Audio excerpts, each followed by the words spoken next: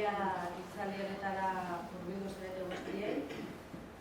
Gaur gurekin Jorge Bernabeu Larena dugu. Jorge bide eta Portuetako ingeniari, doktorea eta Madrilgo Unibertsitate Politeknikoko irakaslea da. Arratsalde honetan, Jorge zer gertatu zen aireko zubibidearekin hitzaldia emango digu. Eta galdera horren erantzunaren bilaketan, Jorge Torrojaren lehen obrak, haren lamina egitura zoragarriak eta Añorgan Torrojak egin zituen bilanen inguruan arituko da. Hau da, pilotalekua eta bolatokia. Buenas tardes a todos. En nombre del Colegio de Ingenieros de Caminos, agradeceros la asistencia. Damos la bienvenida a esta segunda conferencia que se ha organizado con motivo de la exposición sobre Eduardo Torroja. Una exposición y un ciclo de conferencias que se han organizado entre el Museo Rezola y el Colegio de Ingenieros de Caminos. Antes de dar paso al conferenciante, Mario Sasolas va a hacer una breve presentación de conferencia. Muchas gracias. Buenas tardes. Bueno, esta es la segunda conferencia que va a tener lugar relacionada con Torroja. La primera conferencia fue llevada a cabo por Nacho Rayá, de la Escuela de Santander. Y bueno, fue una conferencia bastante sorprendente que nos desveló que las iniciales EP de Torroja eran debido a que Torroja es una alienígena, porque solo alguien como Torroja puede haber hecho, alguien que no es humano puede haber hecho lo que ha hecho Torroja. Y la siguiente conferencia será a cargo de Xavier Font y se centrará en las obras de Torroja en el Pirineo catalán. La última conferencia que tendrá lugar aquí en Añorga será una conferencia doble por Pepa Casinello, que es la presidenta de la Fundación Torroja y que presentará un libro sobre la biografía de Torroja, que justo la presenta, no sé si hoy o ayer, hoy, sí. Hoy en Madrid, y luego la presentará aquí, el segundo sitio donde la presentará será aquí. ¿Sí? No sé si el micro está... No, es para... Estamos grabando, todas las conferencias están grabando, luego se subirán al canal de YouTube. Es para el vídeo. No es para... Espero que me lo veáis. Vale. Más que nada para poder escuchar bien y eso. Claro. Vale. Será Pepa Casinello, que nos hablará de la vida de Torroja, y Mike Schleich, ingeniero alemán, que nos hablará sobre la dimensión universal de Torroja. Y finalmente habrá una última conferencia que tendrá lugar en Bilbao, en la sede del Colegio de Ingenieros de Caminos, por Juanjo Jorquera, profesor de la Escuela de Cartagena, en Murcia, que hablará sobre la torrojaterapia. En estos momentos que vivimos que todo va muy rápido, pues él piensa que tenemos que... Bueno, él ve que los proyectos de Torroja son proyectos en los que son muy pensados. Torroja dedicaba mucho tiempo a pensar y a tener una solución óptima, y él nos hablará de ese enfoque de Torroja. Y hoy tenemos a Jorge Bernabeu. Jorge es profesor de la Escuela de Caminos de Madrid y es profesor de mi asignatura preferida y probablemente la asignatura preferida de varios compañeros que estamos aquí, que estudiamos en la Escuela de Madrid, que era la asignatura Historia del Arte y Estética de la Ingeniería.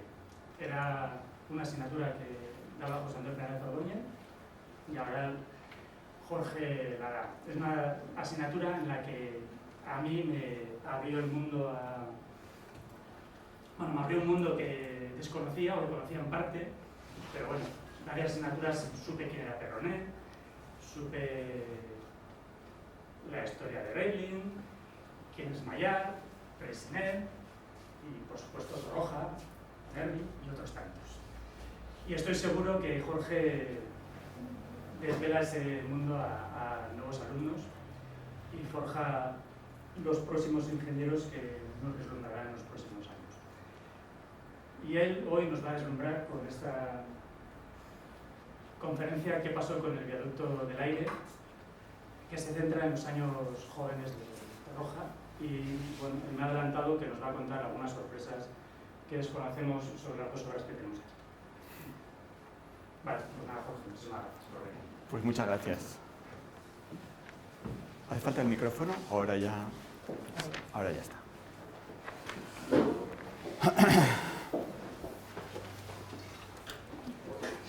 Bueno, pues buenas tardes. Encantado de estar aquí para hablar de Torroja, y os presento esto que veis aquí en pantalla. Es el viaducto del aire. Es un puente de hormigón armado del año 1933. En esa época estaba definiéndose todavía cuál iba a ser el lenguaje formal y constructivo de un nuevo material que había aparecido a finales del XIX y se había empezado a aplicar en el siglo XX con unos pioneros y unas primeras aplicaciones, pero que en torno a estos años 20, 30 y 40 se estaba todavía definiendo cuál iban a ser sus posibilidades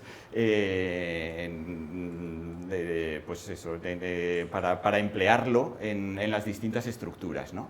De hecho, en la exposición tenemos contemporáneos de este viaducto que se estaban haciendo en esa época, como pues, Maillard o Freyssinet o Nervi, que estaban explorando también y teniendo un lenguaje propio, definiendo de alguna manera la modernidad que va a suponer el hormigón armado.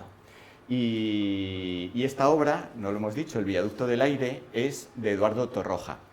Eduardo Torroja es un ingeniero excepcional que tiene algunas características bastante peculiares. Una de ellas es que no va a repetirse a sí mismo, va a ir a lo largo de su trayectoria generando en cada obra una idea totalmente nueva que va a reinventarse constantemente. Hay otros ingenieros que cogen un determinado tipo de puente y lo van repitiendo a lo largo de su trayectoria profesional, mejorando y desarrollando ese mismo tipo. Por ejemplo, Maillard, que hace pues, 2 o 3 tipos de estructuras y las va repitiendo y se va copiando y mejorando a sí mismo. Torroja no, eso a Torroja le aburre y nunca se repite, siempre hace algo absolutamente rompedor y novedoso. Este viaducto del aire que construyó en 1933, pues es el único ejemplo de este tipo de viaductos que construyó, porque ya no volvió a hacer lo mismo nunca más. Lo que resulta curioso de este viaducto, que está situado en Madrid, al lado de la ciudad universitaria, es que no se puede ver, porque está totalmente enterrado bajo tierra, o sea, pero totalmente enterrado, tenía unos 20 metros de altura, está totalmente cubierto de tierra. Así que vamos a lo largo de la conferencia a tratar de descubrir qué pasó con el viaducto del aire. Y vamos a empezar a conocer un poquito al personaje, ¿no? A Eduardo Torroja. Tenemos esta foto de un Torroja joven, de un Torroja pues, en torno a estos años 30, en torno al año 33. En el que en esta época desarrollará el viaducto del aire y desarrollará también 3 grandes estructuras laminares que van a asombrar al mundo. Vamos a empezar contándoos un poco cómo son estas estructuras laminares y por qué supusieron una novedad tan radical, ¿no? Para eso vamos a empezar a entender un poco cuál es el contexto en el que se situaba Torroja, ¿no? Torroja nace en una familia pues, muy técnica. Su padre era arquitecto y era catedrático de geometría, y de hecho la geometría va a tener una influencia pues, muy importante en las obras de Torroja, ¿no? Que van a tener pues, una claridad geométrica absolutamente nítida y que esas formas, digamos, tan depuradas y tan simples, por el contrario, van a encerrar una complejidad pues, radical, ¿no? Tanto de concepto como de cálculo. En esta familia técnica incluso dos de sus hermanos y su propio padre fueron académicos de ciencias y de físicas antes que él mismo, que luego él también fue, ¿no? Pues en ese ámbito técnico Torroja estudia en la Escuela de Caminos de Madrid y empieza a trabajar teniendo como maestro y como mentor a Eugenio Rivera. Eugenio Rivera es también un gran ingeniero, uno de los responsables de la introducción del hormigón armado en España, que empezó a hacer sus primeras obras pues, con los comienzos del siglo. Y Torroja, de hecho, empezó a trabajar en su empresa en Hidrocivil con Rivera, que fue su maestro, pero muy pronto se independiza y crea su propio estudio, su propio estudio de proyectos en una edad también bastante temprana.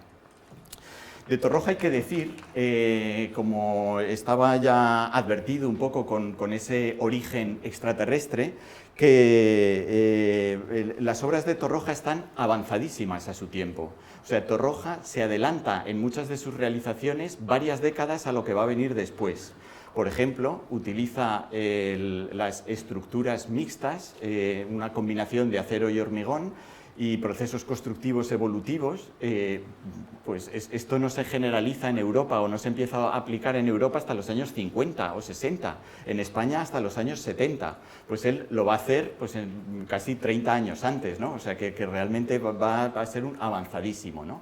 También va a hacer aplicaciones de presolicitaciones y pretensado muchísimo antes que los demás. Va a trabajar con el hormigón armado, pero va a también trabajar con estructuras metálicas y con estructuras de ladrillo, como las que nos contará Xavi Font con estas obras en el Pirineo catalán, que son realmente fascinantes y muy poéticas.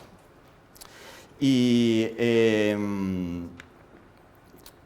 a Eduardo Torroja, dentro de unos años, se le empezará a llamar, aquí lo tenemos todavía joven, se le empezará a llamar Don Eduardo, una persona que imponía, digamos, le precedía un aura bastante importante. Esto es resultado de sus obras, de estas 3 estructuras laminares que vamos a ver, que tuvieron una repercusión internacional espectacular, y también de otras facetas de Torroja, investigadora y docente, que también le acompañaron en su trayectoria profesional, ¿no?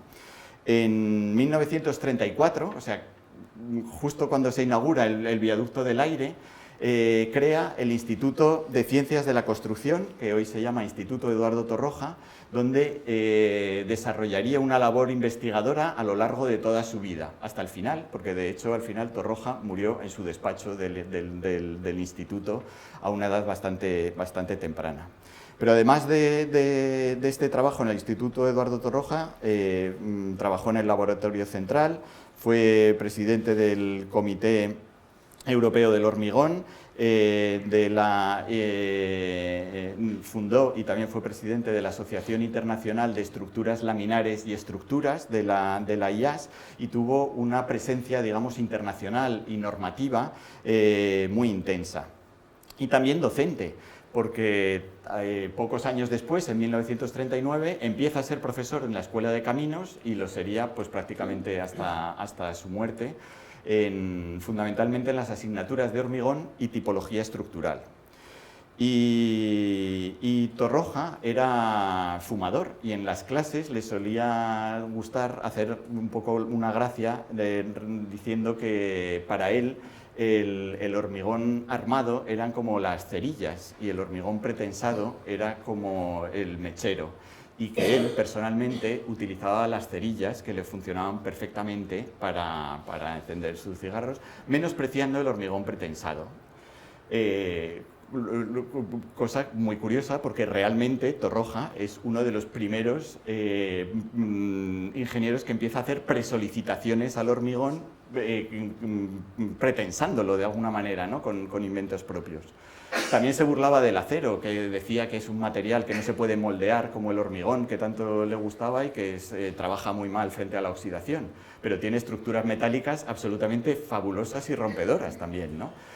Porque en Torroja todos los tópicos los supera él mismo también, o sea, todo lo que se dice de Torroja también se puede contradecir porque es un verdadero extraterrestre, ¿no? Otra de las cosas que se dice de Torroja también, y él mismo incluso lo decía, pues que a él le interesaba mucho más el cálculo que la construcción, pero tiene uno de los procesos constructivos más maravillosos que se han podido imaginar, ¿no? O sea que digamos que en Torroja se encuentra la proposición y la negación y a la vez la afirmación, ¿no? Bueno, aquí tenemos la primera de las 3 estructuras laminares de Torroja, que es el mercado de Algeciras. Estas 3 obras que vamos a ver las hizo siempre en colaboración con arquitectos, ¿no? Este fue Antonio Sánchez, no sé quién, no me acuerdo, Arcas, Antonio Sánchez Arcas. Después veremos otro de Arniches y Domínguez y el frontón de Recoletos con Zuazo. Pero ninguno de estos arquitectos era capaz de saber qué estaba haciendo Torroja. O sea, Torroja claramente en estas obras fulmina la colaboración, la propuesta de Torroja supera todo planteamiento que se hacía en ese momento, ¿no? En este caso estamos hablando de un casquete esférico, como se ve en esta imagen, es como si cogiéramos una esfera y la seccionáramos cogiendo solo la parte superior, de 48 metros de luz. 48 metros de luz es una barbaridad para un casquete esférico. Hasta entonces, los récords del mundo de cúpulas, o sea, estaban, por ejemplo, el Panteón de Roma tiene 43 metros, la cúpula de San Pedro 42, y sin ser circular, pero también la cúpula de Brunelleschi está en 45. Aquí estamos hablando de 48 y muchísimo más rebajado. Pero el asunto de las estructuras laminares es que la estructura es una lámina, es finísima. El espesor del hormigón de este casquete esférico es de 8 centímetros. 8 centímetros es como si fuera prácticamente una hoja de papel esférica en un casquete. Estamos hablando de 1934. Entonces, este casquete esférico, que se entiende muy bien, es una geometría súper fácil. Vamos a ver cómo es una cosa muy fácil, pero vamos a tratar de ver toda la complejidad que hay detrás, ¿no?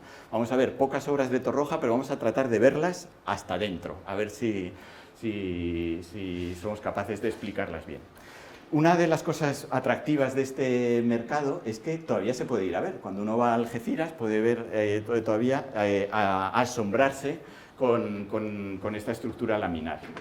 Este casquete esférico está cortado por una planta octogonal con 8 lados que vemos aquí en esta zona y apoyada únicamente en estos 8 puntos que están aquí, ¿vale?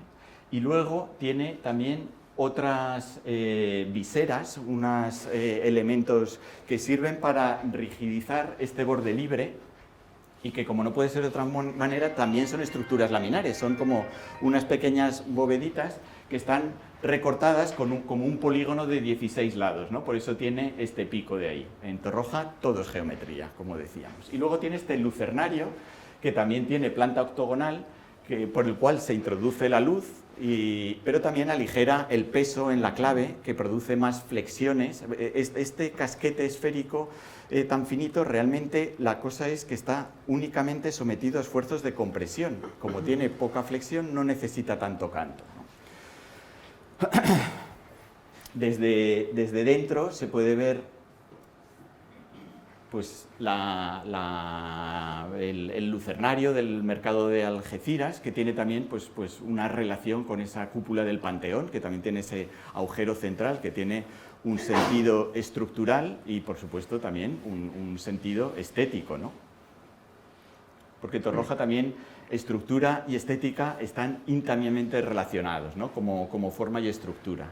De hecho, las estructuras laminares, de alguna manera, es la activación resistente de una forma, en este caso de este casquete esférico.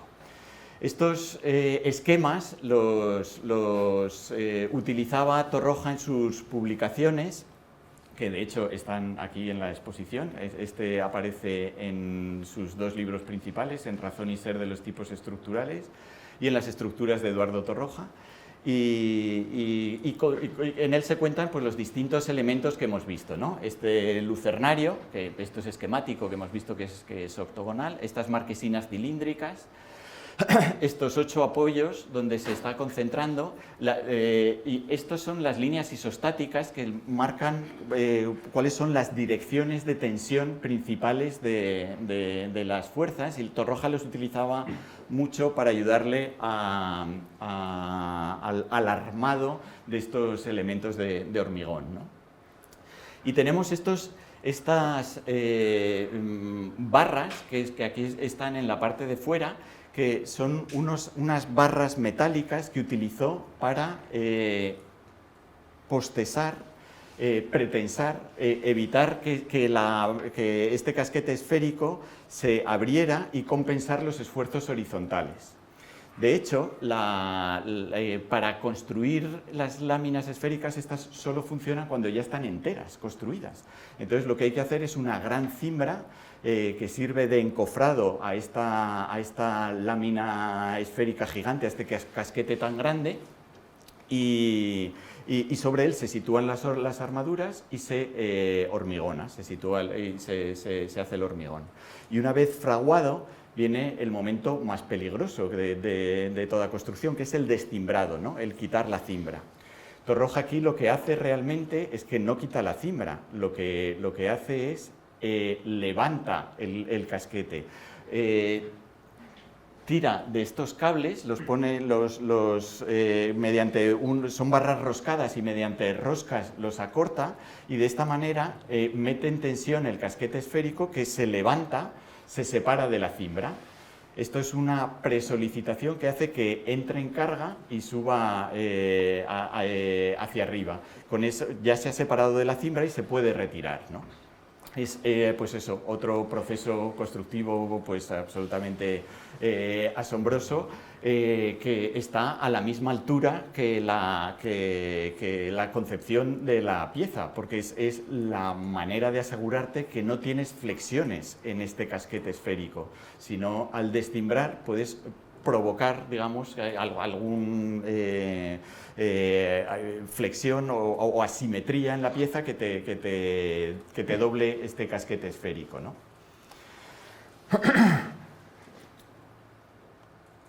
Esto, debajo de estas marquesinas cilíndricas, si cortamos por aquí y nos queda este borde tan finito, es un borde libre que se puede doblar con mucha facilidad, ¿no? Necesita una rigidización. Para eso sitúa estas marquesinas cilíndricas y también hace como una especie de tensores, un radio de bicicleta que rigidiza esa zona, ¿no? Y aquí se puede ver desde dentro, son estas barras, ¿no? Aquí estamos dentro de la marquesina, o sea, dentro del casquete, y la marquesina va por esta zona. Estas serían las barras de rigidización, y todo este elemento que tenemos aquí es por donde van las barras de equilibrio, esas barras de presolicitación y de esas barras roscadas que están embebidas en hormigón para mantener la durabilidad. Y aquí tenemos un detalle del encuentro de estos elementos de tracción con el casquete esférico muy finito. Estos son esos 8 centímetros, pero que en la zona de los apoyos, donde se acumulaban todas las tensiones que se ven en las isostáticas, alcanza una dimensión bastante más grande, hasta de 50 centímetros, por esa concentración de tensiones que se apoya sobre uno de estos ocho apoyos, ¿no? Y aquí tenemos esta marquesina cilíndrica con el borde exterior de esos 16 lados. En definitiva, una geometría súper fácil de ver, pero que hemos visto que tiene detrás una complejidad y un montón de elementos que le mantienen, digamos, pues tanto la estructura como el concepto y como la forma, ¿no? Y preparando esta conferencia me acerqué al archivo Eduardo Torroja, que está en el CEDEX, en el Centro de Estudios Históricos de las Obras Públicas que fundó Fernández Ordóñez, y descubrí algunas cosas pues que yo tampoco conocía. Por ejemplo, esto que vemos aquí es una de las 80 páginas que tiene de cálculo de la cimbra y esta es manuscrito de Torroja, porque se ve, digamos, es una letra muy reconocible. Es decir, que Torroja sí que prestaba atención al proceso constructivo, o sea, no solo lo ideó en este caso, sino que le dedicó 80 páginas manuscritas para el dimensionamiento solo de la cimbra. O sea, los anejos de cálculo de Torroja son absolutamente enciclopédicos. O sea, tenía realmente y con estos esquemas gráficos, con una formulación geométrica también muy precisa, ¿no? Bueno, pues esto era una manera de compartir con vosotros la letra de Torroja y su atención al cálculo y al cálculo también de los elementos auxiliares de construcción, ¿no? Estamos en la segunda de las estructuras laminares, esas que fascinaron o asombraron al mundo. Es el hipódromo de la Zarzuela en Madrid, estamos en 1935. Estas tres estructuras se proyectan y se construyen en la Segunda República, antes de la Guerra Civil, con un Torroja joven. Todas estas las hace con menos de 35 años, o sea que estamos hablando de ese Torroja joven que es pues realmente un genio extraterrestre, ¿no? Como bien decíamos, ¿no? Pues esta tiene una historia bastante atractiva. A Torroja le interesaba mucho también el proceso de cómo se conciben las cosas, ¿no? El proceso de diseño y cómo llega la idea inspiradora o el genio creador, ¿no? Es un tipo creativo. Y aquí lo cuenta en el propio Torroja, en el libro de las estructuras de Eduardo Torroja, un libro que se publicó antes en Nueva York en inglés que en español, que se publicó un año después, para que nos demos cuenta pues, de la profunda influencia internacional que alcanzó Torroja, ¿no? Bueno, aquí se presentaron 9 equipos de arquitectos. Torroja iba con Arniches y Domínguez, y esto que vemos aquí era pues un poco el pliego de condiciones, lo que tenía que cubrir, lo que tenía que cumplir la propuesta, ¿no? Pues hacer una cubierta de unos 13 metros de voladizo, con una galería alta, un graderío, un paddock, que es por donde pasan los caballos y los ves desde el hall de apuestas antes de apostar, las taquillas y tal. Entonces, Torroja, en una primera revisión, dice que enseguida vio que este voladizo se podía coger con 2 fuerzas equilibradas en la parte de atrás, y que este sería un tirante de tracción que podía ser mucho más finito que lo que es el pilar principal de compresión. En una primera revisión también dijo, está entre plantas y este pilar es bastante gordo, probablemente lo podemos poner en voladizo y entonces no tenemos que tener aquí ningún pilar. Incluso podríamos quitar este otro pilar, porque toda esta cubierta podría estar cogida por el propio tirante, que a su vez está equilibrando la parte de atrás. Ya vemos que en una primera revisión ya ha dado una serie de saltos bastante grandes sobre el asunto.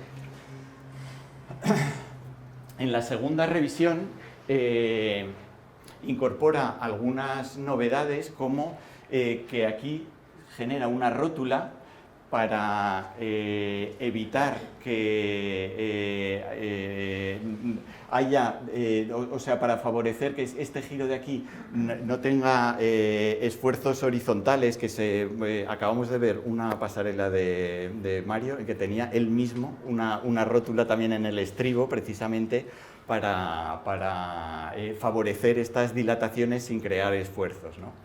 Y luego también este elemento lo hace de canto variable para dar aquí algún espacio mayor, reduciendo al mínimo estas dimensiones. Pero realmente lo fascinante es la tercera revisión, según él, o la revisión final, en la que toda la propuesta se transforma en un conjunto de curvas, ¿no? De láminas estructurales, de la cual la más reconocible y la más famosa es la de la cubierta, que es esta zona de aquí. Esto, en vez de ser un voladizo libre con una serie de vigas transversal, se convierte en una figura espacial, que ahora veremos, con una geometría de hiperboloides secantes, que son estructuras, son geometrías de doble curvatura, pero que tienen tienen generatrices rectas, es decir, que se pueden encofrar y armar con bastante facilidad, ¿no? Y a su vez crea también otra serie de cúpulas y láminas interiores que transforman esta pieza en pues una obra absolutamente fuera del tiempo y del espacio de lo que se había hecho hasta entonces.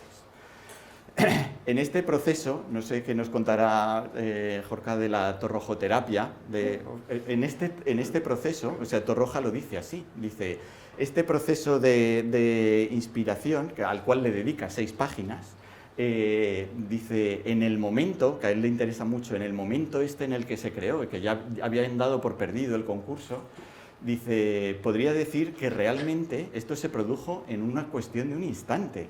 Podría decir que duró minutos o incluso segundos en lo que es la transformación de este proceso, ¿no? Vamos a ver esta misma sección puesta en sección transversal. Realmente el hipódromo de la Zarzuela es esto, repetido pues, a lo largo de una serie de módulos, y luego pues, tiene tres conjuntos en el hipódromo, ¿no? 3 tribunas, la tribuna norte, la central y la tribuna sur. Y aquí vemos todos estos elementos que hemos ido viendo, ¿no? Este tirante tan finito que está cogido con el propio peso propio de la zona de atrás, sin los soportes de abajo, y que luego se recubre de hormigón nuevamente para evitar la oxidación y para el mantenimiento. Estas rótulas de aquí, las rótulas están formadas por rótulas Freysenet con unas entalladuras en el hormigón para concentrar todos los esfuerzos en una área muy pequeñita, de tal manera que se plastifica y permite su rotación, ¿no? Eso lo pasa tanto arriba como abajo. Y está entresuelo, este pasillo aquí, que también sale por aquí en voladizo. Los módulos hiperboloides son esta geometría. Aquí tenemos el soporte y ahí detrás el tirante.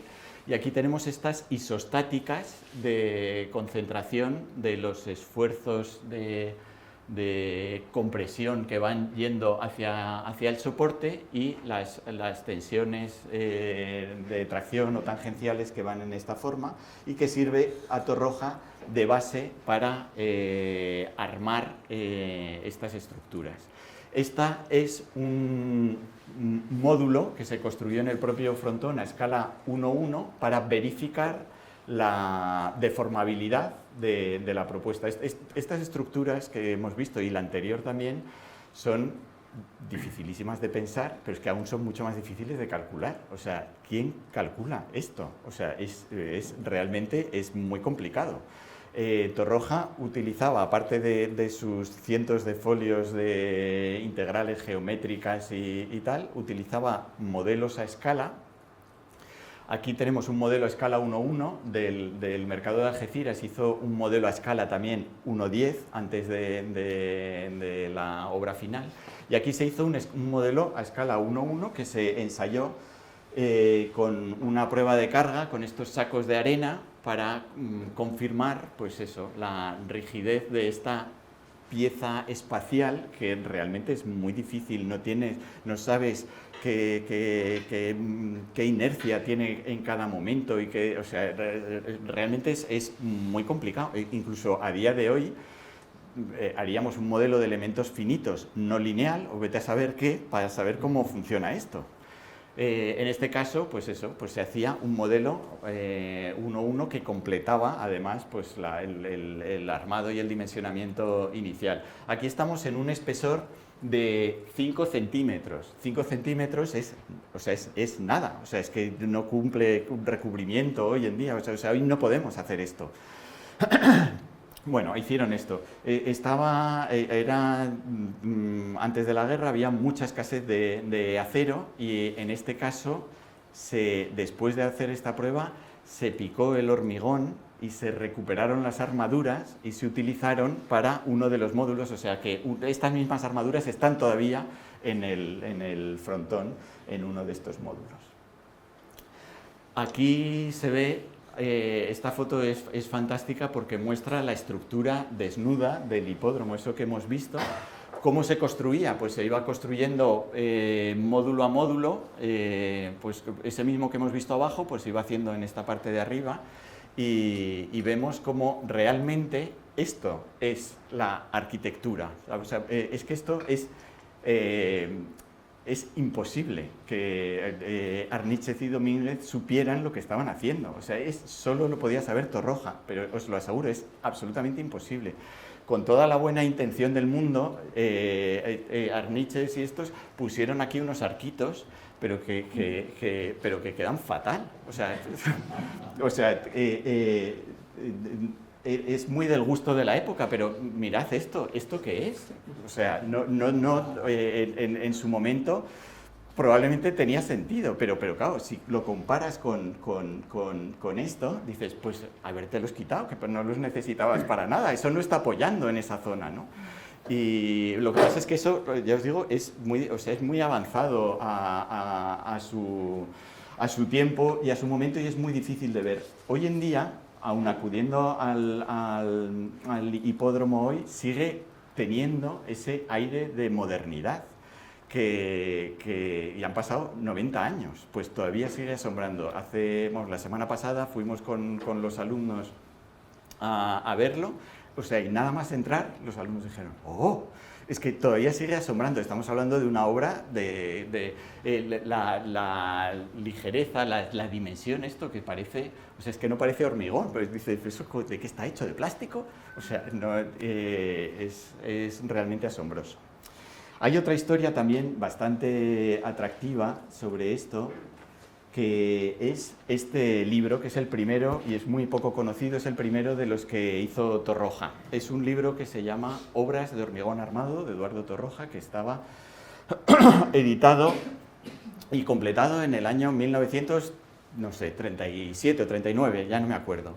Tenía unas fotografías de una fotógrafa alemana que se llama Sibylle de Keskel o algo así, que son unas fotografías claramente con una intención pues estética, una intención, o sea, no estamos hablando de fotografías de ingenieros para ingenieros aburridos, tiene unas fotografías con una intención plástica claramente fascinante, ¿no? Bueno, pues este libro estuvo 15 años o 20 años sin distribuirse, pues pasó la guerra civil, estuvo la dictadura y tal, y parece que no estuvo, digamos, no se distribuyó y no salió hasta 15 o 20 años después, y cuando salió, o sea, seguía manteniendo la vigencia y la modernidad de la propia portada. Vamos, es que yo lo veo hoy en día y digo, pero qué maravilla de libro, por favor. Es maravilloso, y es lo que decía, que hoy en día, cuando todavía vas a verlo, esta es una una foto que nos hicimos en otra visita de otro año. Sigue fascinando pues esa levedad de la cubierta flotante, ingrávida, con esos tirantitos de detrás, que además sabemos que están sujetos con otra cosa que está sujeta a la vez de eso, parece casi el gancho de Mario, ¿no? Sigue siendo absolutamente manteniendo pues esa carga todavía, como decía, pues de fascinación, ¿no? Y terminamos nuestro repaso a las estructuras laminares con la más fascinante de todas, la más maravillosa, que además encierra otro aspecto mágico, que es que ya no existe. Esta además no la podemos ver, pero sigue aún así deslumbrando. Es la estructura laminar del frontón de Recoletos. Con esta imagen, con esta misma fotografía, tuve la oportunidad de ver una conferencia de Javier Manterola. Javier Manterola es pues, probablemente el ingeniero más importante que hemos tenido en los últimos 50 años. Autor de puentes estupendos y otras estructuras también fascinantes. Bueno, pues de una conferencia sobre Torroja en la que solo tenía una diapositiva, esta, durante 45 minutos, explicando, además explicando lo fascinante, voy a intentar, a ver si soy capaz de contarlo igual, lo fascinante que es esto, que es esta arista, ¿no? Y decía, pues que esto es maravilloso, maravilloso. Bueno, vamos a ver si contamos qué es el frontón de Recoletos y por qué es tan maravilloso. Es una estructura absolutamente límite o sea, fue bombardeada durante la guerra, quedó bastante tocada y la sustituyeron por otra horrorosa y al final pues el frontón dejó de tener utilidad y se desmontó ya todo en los años 70, ¿no? Pero aún así, como decía, esta forma parte pues, del imaginario, todavía sigue teniendo pues, muchísima influencia, aunque no exista, ¿no? La estructura, o sea, y por supuesto, Zuazo es un arquitecto maravilloso, pero tampoco podía entender qué estaba haciendo Torroja en esto, vamos, o sea, es que no lo entendía nadie. La planta del frontón de Recoletos es así, ¿no? Es una planta rectangular en el que la cubierta tiene que cubrir pues, una distancia de 33 metros por 55. Tiene un muro lateral, bueno, como en nuestro frontón de aquí de Añorga, un muro de frontal, un muro de rebote, y además todo esto tiene una orientación, que supongo que en este frontón pasará lo mismo, que es, a ver si me lo sé bien, es norte para allá, este es el sur, entonces el muro frontal suele situarse al este. No sé si eso es siempre así o no, igual luego lo podemos verificar. Bueno, en este caso es así. Por eso Torroja podía hacer unos lucernarios en la zona norte para que no deslumbraran el asunto, ¿no?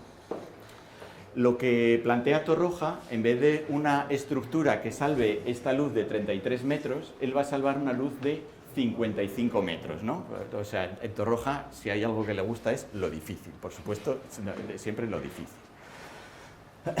Y la propuesta, la solución de Torroja son estos dos bóvedas cilíndricas que tienen distinto radio, distinto diámetro. Hay una grande en la zona de juego, que es esta aquí, y otra más pequeña en la zona de las tribunas, ¿no? de las gradas. Decía que la luz grande son esos 55 metros porque estas bóvedas están apoyadas sobre los muros laterales y los muros de rebote. Y ahora voy a intentar contároslo, a ver si sé contarlo, con una hoja de papel, ¿vale? Que es una hoja de papel que podría parecer ilusionismo estructural, pero no hay magia, ¿eh? Eso es una hoja, podéis comprobar si queréis. el tema es, si tenemos una hoja de papel así y la ponemos entre dos apoyos, pues claro, no tiene inercia, no funciona, ¿no? La cosa es que la hoja de papel hay que doblarla, darle forma, y esa activación de la forma es lo que hacen las estructuras laminares. Esta es más o menos lo que podría ser nuestra forma de las bóvedas de... Imaginemos que esto es hormigón, pues podría ser una estructura laminar de una bóveda. Hasta ahora, en la historia de la construcción, las bóvedas, da igual que fueran las bóvedas romanas o las bóvedas del románico, se apoyaban así en estos laterales, es decir, que es como una sucesión de arcos que están apoyados en estas zonas laterales. Lo que está haciendo aquí Torroja es que no lo está apoyando en estos lados, lo está apoyando en estos de aquí, ¿no? Y esto, que ahora sí que es estable, no como la hoja que hemos visto, pero es estable por esta forma, ¿no? Y lo que hace Torroja aquí realmente es intersectar dos de estas bóvedas, que además tienen distinto diámetro, y se cruzan en este lado. Esta arista es esa que tanto fascinaba a Manterola, a Javier Manterola. Claro, le fascinaba tanto porque hasta entonces la arista esa era un apoyo, necesitaba estar apoyada, pero ahora aquí no hay ningún apoyo, está libre, y es como algo que es imposible, una bóveda que está flotando sin apoyar. ¿Cómo funciona esto? Es bastante difícil también de imaginar y de ver. Espero que esto haya servido para ver cómo funciona una normalita. Pero esto de Torroja, por supuesto que no es normalito, porque tienen dos diámetros distintos, y realmente esto está funcionando como una viga espacial en la que, o sea, sobre nuestro mismo ejemplo de antes, si esto lo tenemos apoyado en esta zona de aquí y le cogemos unas tijeras y la cortamos, pues sigue siendo estable. Es como coger un arco que ha sido, pero si nuestra pieza la tenemos así y la cortamos por aquí, se nos cae, se nos rompe, porque todo esto está actuando como una viga espacial en el que hay una parte de arriba que está comprimida y otras de por aquí pues que estarán traccionadas, ¿no? En esta sección tan rara como si fueran en esta intersección de dos diámetros, aquí realmente hay una viga espacial, pero ¿cómo va a funcionar esto? O sea, sabemos que esta zona pues estará más comprimida y otras más traccionada, pero realmente nuevamente tiene no es nada intuitivo, no tiene una facilidad, digamos, conceptual asequible y fácil, ¿no? En ese entonces se estaban haciendo este tipo de dimensiones y de bóvedas, ¿no? Con luces pues de 25, de 30, con estas dimensiones, por supuesto, todas apoyadas en los bordes que sabíamos, ¿no? La de Torroja claramente tiene otra magnitud totalmente diferente, pero es que esta no está apoyada aquí y aquí. Es que esta está apoyada 55 metros más para allá. O sea que estamos hablando de otro universo totalmente distinto, ¿no? Estamos hablando de otra constelación conceptual, ¿no? De los planetas de Nacho Payá. Uy. Es que estoy tocando yo esto, ya, por eso sé. Claro, para dimensionar esto, para calcular esto, pues no es nada evidente. Parece ser que Torroja tuvo que resolver una ecuación de octavo grado o algo así, absolutamente también fuera de todo orden y tal, y por supuesto un modelo de ensayos en el que estamos viendo aquí bueno, este modelo nos sirve para decir que aquí tenemos un espesor de 9 centímetros en esta bóveda y que Torroja no ponía rigidizadores, o sea, 9 centímetros es 9 centímetros, no hay nada por dentro ni por fuera, ¿no? Uy, perdón. Estos son estos lucernarios. En estos lucernarios sí que se incrementa un poco el espesor y se hace esta celosía también de hormigón. Bueno, aquí estamos viéndolo sobre el modelo y ahora vamos a verlo sobre una foto en construcción en la que se ve que, como todas estas estructuras laminares, lo que se necesita es encofrar toda la superficie solo funciona cuando está terminada, para lo cual necesita una gran cimbra interior, que es la que se ve en esta imagen, ¿no? Esta pues es una foto pues eso, de la construcción de un edificio que, como os decía, pues ya no existe, pero todavía sigue esta imagen pues mítica, inspirando pues a generaciones de ingenieros, entre ellos a Javier Manterola. Y ahora sí que podemos ver nuevamente esta arista flotando, que lo sorprendente justamente es que flote, que no tenga apoyo, ¿no? Porque hasta entonces todas las bóvedas necesitaban esos apoyos longitudinales y esta pues no. Y aquí vemos esta foto en blanco y negro, pero se ha podido colorear y de alguna manera su actualización en color todavía revive más esa magia y esa fascinación que sigue produciendo la estructura de Torroja. Bueno, pues las dos obras que tenemos en Añorga son también estructuras laminares, las dos que tenemos aquí. Son de un Torroja ya más maduro. Aquí estamos en los años 40, por eso hemos traído esta, que aparece aquí un poco serio, don Eduardo, pero podría ser una foto en torno a los cuales le encargan hacer el frontón de Añorga.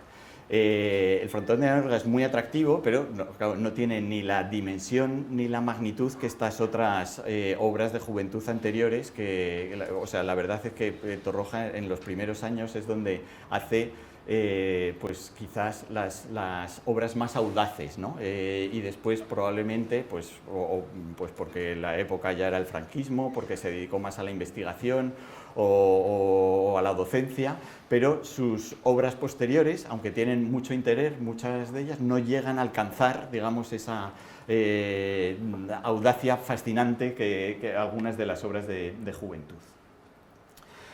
Pero esta obra del frontón a mí sí que me parece como que tiene esa magia especial también en el lugar en el que está, que forma parte de un conjunto urbano, pues eso, con la iglesia, la cementera, las casas de al lado.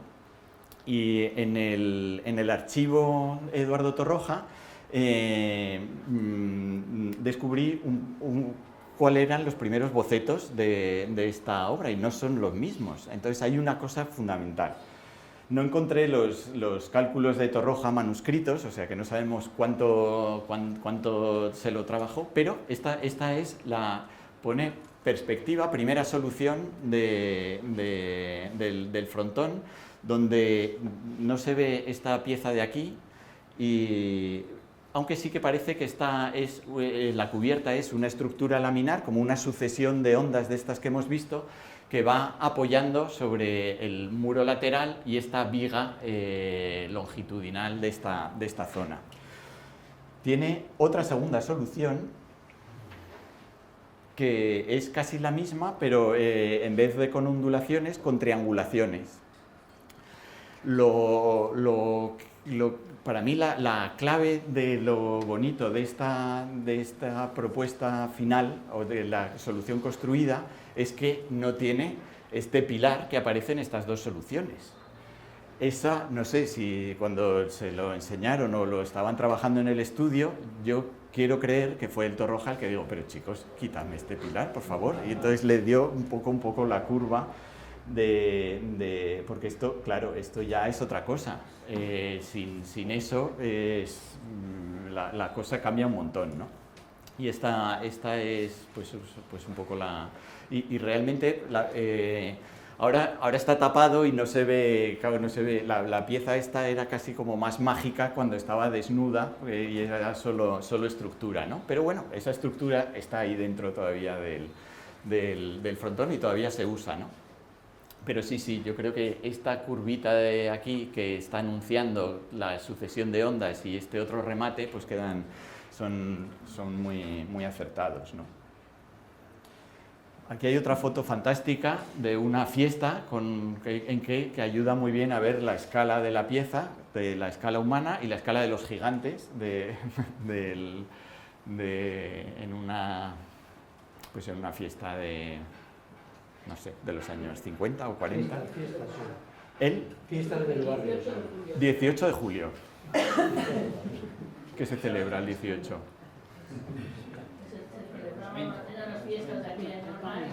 El levantamiento. Muy bien, muy bien. Pues muy bien, pues nada, pues a seguir celebrándolo. Ya no. El levantamiento. Aquí se ve una sección también, pues eso, de los pequeñísimos espesores que tiene. Tiene aquí una pieza que es como un rigidizador que también estaba como pretensado, que es poco habitual, digamos, en estas estructuras de Torroja, y la viga de borde con sus armados. Y, por supuesto, una fotografía en construcción, como estamos diciendo, porque todo esto tiene que construirse y también tienen las fotografías en construcción tienen esa magia fantástica que te enseñan cómo funcionan las cosas y a la vez se convierte pues en documento de alguna manera, te añaden esa... Aquí, por ejemplo, pues claro, para que esto funcione y que sea bien, hay que encofrar, hay que hacer un encofrado tan maravilloso como este encofrado ondulado sobre el que se arma y se hormigona después, ¿no?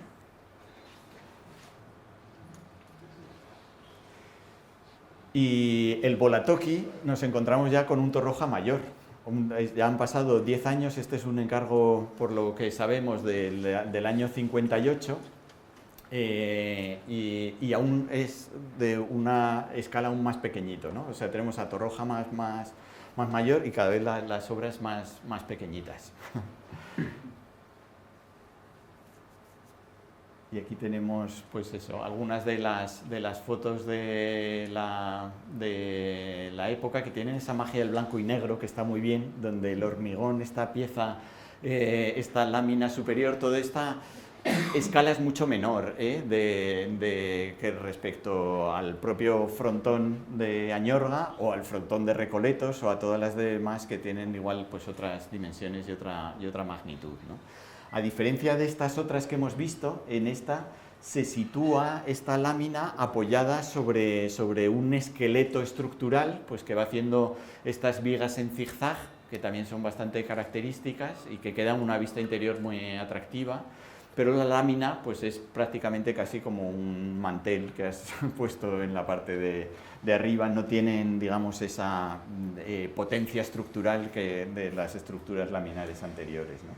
Y aquí las maquetas que habéis hecho para la exposición, que cuenta perfectamente, pues eso, que primero hay una estructura y esa es la que está soportando pues esa cubierta. Y volvemos otra vez al Torroja joven para saber qué pasó con el viaducto del aire, ¿no? Torroja participó en el proyecto de Ciudad Universitaria, un proyecto que se empezó en 1927, de hecho se va a celebrar dentro de de 2 años o algo así, empiezan ya las celebraciones del centenario de Ciudad Universitaria, era un equipo como de 4 arquitectos y un ingeniero, que era Torroja, y era un proyecto muy atractivo en el que se planteaba todo un ámbito urbano y una serie de edificios de determinadas facultades, rectorado y tal, en un campus de una modernidad también muy interesante, con comedores, zonas deportivas comunitarias, muy avanzado también para la época. Esto también se construyó, pues eso, se planificó en los años 20, se construyó ya en los años 30. Después hay otro proyecto modificado y Torroja, de hecho, participó en el proyecto de urbanización y participó en la estructura de un montón de facultades de la zona, de un tranvía que unía Moncloa con Ciudad Universitaria y y también de varios puentes, entre ellos un par de puentes bastante memorables. Uno de ellos es el viaducto de los 15 ojos. El viaducto de los 15 ojos todavía se usa, existe, pasa la A6 por encima de él. Nadie sabe que es de Torroja, nadie lo percibe ni nada, pero era un viaducto bastante interesante.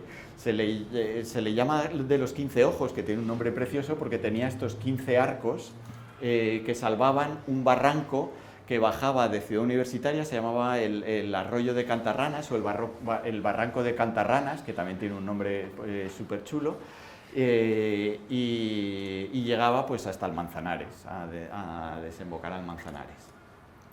Lo que hace Torroja aquí también es muy Torroja. Realmente son arcos, pero no son arcos. O sea, todo esto son arcos, pero es que no son. Son una serie de módulos. Este dibujo también es de uno de sus libros, o de varios de sus libros. Realmente son módulos en el que el pilar tiene como 4 voladizos, 4 ménsulas de esta forma, con este remate circular. Así que realmente no son arcos, es una sucesión de módulos en las que, pues eso, hay toda... De hecho, es que no podría ser una estructura tan rígida de esa longitud, porque las deformaciones reológicas y térmicas provocarían muchas fisuras. Aquí realmente es que hay un montón de juntas, que son las juntas de todos estos elementos. Y tiene pues este juego geométrico, como no puede ser de otra forma en Torroja, pero también ese juego conceptual, que los 15 ojos son 15 ojos, pero no son 15 arcos. Hay arcadas longitudinales y estas que estamos viendo que son arcadas transversales también. Es un viaducto bastante ancho, porque ya os digo que hoy en día pasa la A6 entera, vamos. El viaducto a fecha de hoy está fatal, o sea, en vez de 15 ojos se han quedado en 2, que son esto. Esta es una clase que hicimos con los alumnos que están muy cerca de la escuela y nos fuimos a ver algunas cosas cerca de Ciudad Universitaria. El arroyo de Cantarranas se ha colmatado en las obras en muchas obras de urbanización de la Ciudad Universitaria y de los alrededores. Se ha ido, por ejemplo, aquí se hicieron unos campos de rugby, se ha ido, digamos, llenando y ahora, o sea, ya no tiene la esbeltez que tenían estas pilas, sino que se han quedado, en vez de 15 ojos chulos, pues se han quedado en 2 ojos, pues bastante... Y ni siquiera parece hormigón esto, esto es un almacén que están tapados, en la parte de atrás tienen unos contenedores de basura, o sea, bueno, fatal. En las partes de hormigón todavía se ven, este fue el frente de la guerra civil durante muchos años y todavía se ven impactos de proyectiles en el hormigón original de Torroja. Y otro de los viaductos memorables pues es este viaducto del aire, con el que empezábamos, de qué pasó con el viaducto del aire. Este viaducto, como decíamos, pues tiene cierto interés, es un viaducto muy atractivo en el que plantea un arco de pues, 36 metros de luz en este caso, con un trazado parabólico, y lo singular quizás es la esbeltez de los elementos, ¿no? Fijaos este pilar que es absolutamente finito, ¿no? O sea, es menos que un lápiz de proporción, es realmente muy, muy esbelto. Todos los elementos son muy esbeltos, están empotrados tanto en el tablero como en el arco. Y precisamente esta esbeltez es la que permite que sean muy flexibles y puedan absorber esas deformaciones longitudinales de los efectos térmicos o reológicos. Otra de las características además es que los vanos no son iguales. Estos vanos de aquí se van haciendo más cortos conforme nos acercamos al arco para corregir un poco el efecto de la percepción pues eso, de la proporción un poco de la relación entre la pila y el vano, ¿no? Esto no se ve prácticamente nada porque el original es muy malo, pero es un escaneado de un planito que también está en el archivo Torroja, que es el cálculo gráfico del viaducto del aire. De hecho, es que aquí se ve muy pequeñito, pero pone viaducto del aire, cálculo gráfico Hani, tercer tanteo. No sé cuántos tanteos hizo, pero este es el tercer tanteo.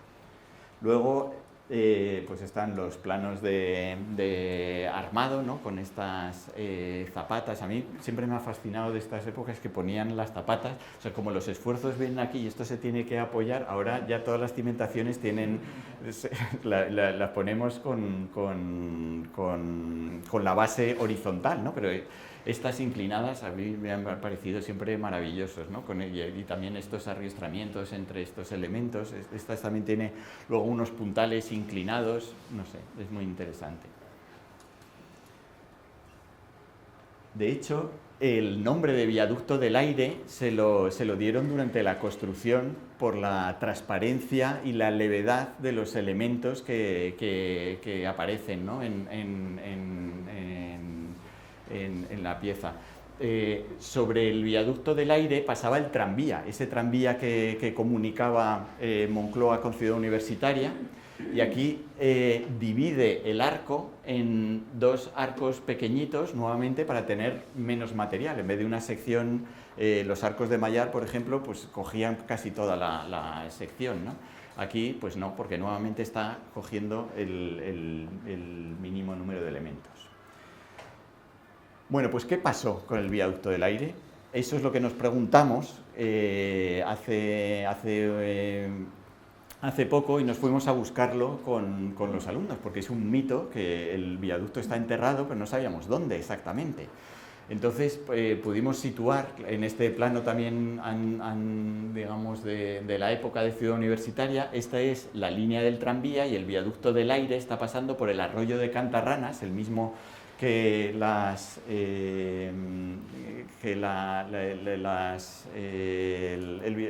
de los 15 ojos, y nos fuimos a buscarlo por la zona de la Ciudad Universitaria. Realmente la mejor forma de buscarlo casi es buscarlo en Google Earth, que también se puede hacer el ejercicio. Esta es la zona más o menos por donde estaba el viaducto. En esta zona tenemos el ámbito de Moncloa, el Palacio de la Moncloa del presidencial, que ocupa toda esta superficie, y este edificio muy reconocible que es la Corona de Espinas, el edificio de, vamos, la locura esta maravillosa de Fernando Higueras y Antonio Miró de los años 70, 1970, ¿no? que hoy en día es el Instituto de Patrimonio. Esto es lo que hay en la actualidad. Si cogemos un plano de los años 50, creo que este es uno de los vuelos de los años 50, esto que se ve aquí, fijaos, esto es el arroyo de Cantarranas, ese que va a llegar aquí, que este es el Manzanares, ¿no? Y de hecho sobre este pudimos situar bien la línea del tranvía. Este es el viaducto del aire, el arroyo de Cantarranas y el viaducto de los 15 ojos.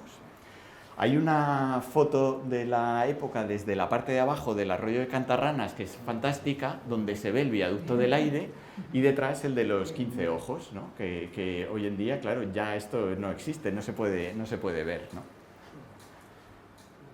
Si superponemos ahora, entonces, la foto actual con la foto de los años 50, podemos ver dónde está, pues eso, la Corona de Espinas, el Moncloa, el viaducto de los 15 ojos, y aquí, en este borde, dentro del terreno de la Moncloa, está el viaducto del aire, ¿no? Realmente, esto que se ve aquí es un terraplén que baja pues, con una pendiente bastante suave, que cubre el viaducto. O sea, todos hemos oído que está enterrado, pero nadie lo ha desenterrado. O sea, tendríamos que ir ahí con una pala, pero claro, hay que entrar dentro del recinto de la Moncloa. Si vamos ahí, o sea, es que está bastante cerrado. Es esto, o sea, no se puede entrar. Aunque hay esas cabinas, nos pudimos hacer aquí una foto, pero el viaducto del aire más o menos debe ser como en esta alineación de por ahí, y esto se enterró, o se quedó enterrado en las obras de Moncloa. Hicieron ahí un aparcamiento, y no sé si hicieron un búnker o no sé qué hicieron, y sobre todo también las del Instituto de Patrimonio, que está al lado. O sea, el Instituto de Patrimonio y el viaducto de Torroja tampoco son, la corona de espinas no son compatibles, porque es que están justo al lado. O sea, que no, eso se debió hacer en torno a los mismos años, ¿no? Así que sobre esta foto, pues tenemos ahí el viaducto de los 15 ojos y el viaducto del aire, que aunque no se pueda ver, sabemos que está ahí. Y esta imagen nos recuerda pues ese Torroja joven, ¿no? Ese Torroja que estaba a un año o dos de asombrar al mundo con esas estructuras laminares que hemos visto, ¿no? Y con esta imagen terminamos nuestro recorrido por las obras de Torroja.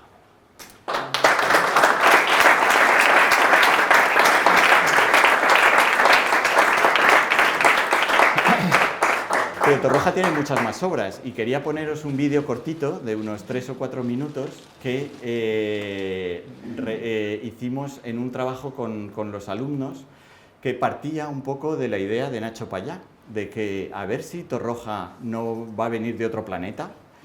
Entonces ellos mismos hicieron una búsqueda poliédrica en el que pues, se compuso una imagen de Torroja global a partir de trabajos por equipos, ¿no? en distintas obras o distintas cosas de Torroja. Le llamamos Deconstructing Torroja al proyecto.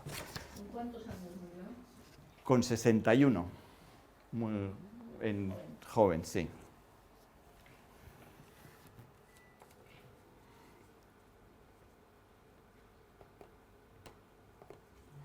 Por supuesto, la música del vídeo es una música extraterrestre.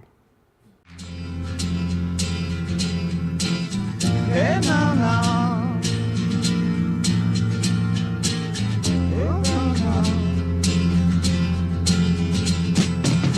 Didn't know what time it was and the lights were low.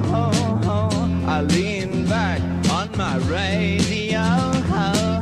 Some cat was laying down some get it on rock and roll, he said. Then the loud sound, it seemed to fade.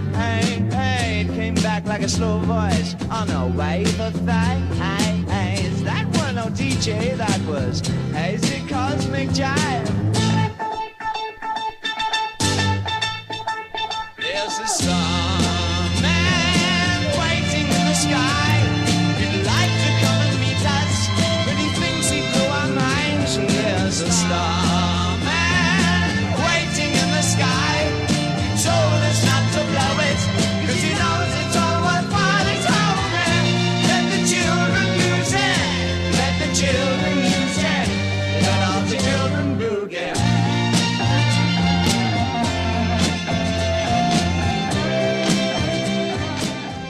Y ahora continuamos con la ruta, seguidme.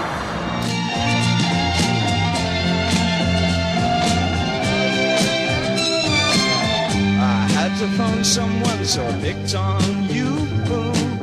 Hey, that's far out, so you heard him too. Switch on the TV, we may pick him up on channel 2. Durante la batalla de Ciudad Universitaria, en la guerra civil, este viaducto tuvo un papel importante. Y todavía en la actualidad podemos ver los impactos de proyectiles en sus muros. Get us locked up in fright. There's a starman waiting in the sky. He'd like to come and meet us, but he thinks he'd blow our minds. There's a starman waiting in the sky. He told us not to blow it, 'cause he knows it's all worthwhile. He told me, let the children use it. Y ahora continuamos con la ruta, seguidme. Let all the children boogie. Starman waiting in the sky. He'd like to come and meet us, but he thinks he'd blow our minds. vámonos, que nos queda poco.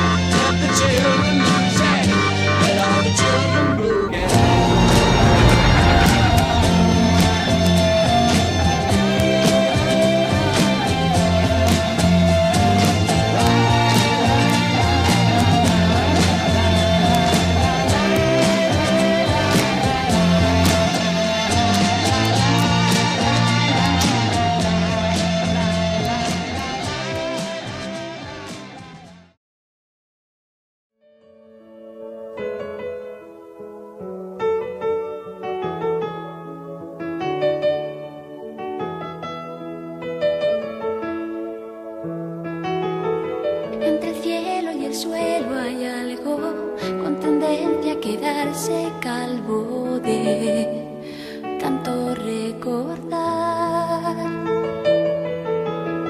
Y ese algo que soy yo mismo es un cuadro de bifrontismo que solo da una faz. La cara vista es un anuncio de señal. La cara oculta es la resulta de mi idea genial de echarte. Me cuesta tanto olvidarte. Me cuesta tanto olvidarte, me cuesta tanto olvidar 15.000 encantos. Es mucha sensatez.